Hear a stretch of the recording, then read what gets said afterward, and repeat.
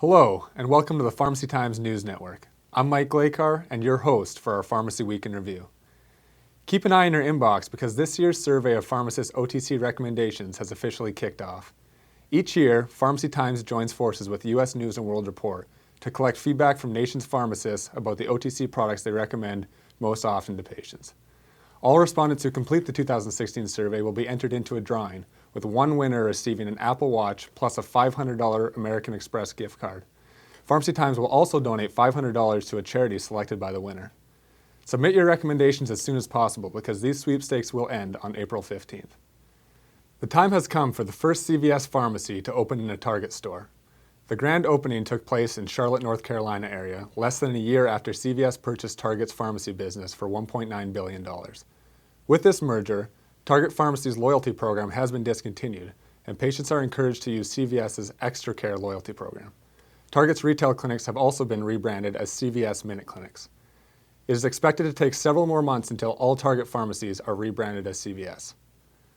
Moving to product news, patients with asthma can now access Spiriva Respimat with a prescription at pharmacies across the country.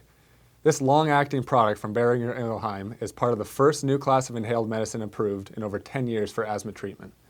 Spiriva Respimat is approved as a once-daily dose delivered in 2 puffs for the long-term maintenance treatment of asthma in patients 12 and older. In policy news, President Barack Obama is calling for an additional $1.1 billion to combat the nation's spiraling opioid abuse epidemic.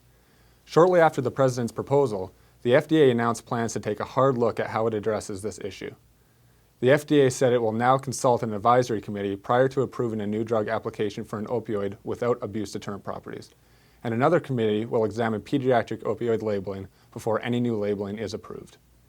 In other FDA news, the agency has approved Merck's Zepatier, with or without ribavirin, for the treatment of chronic hepatitis C virus genotypes 1 and 4 infections in adult patients. This approval provides another oral hep C treatment option that does not require the use of interferon. Zepatier should not be given to patients with moderate or severe liver impairment. For more great coverage and practical information for today's pharmacist, visit our website and sign up for our daily e-news. And don't forget to follow us on Facebook, Twitter, and Instagram. Thanks for watching our Pharmacy Week in Review. I'm Mike Glakar at the Pharmacy Times News Network.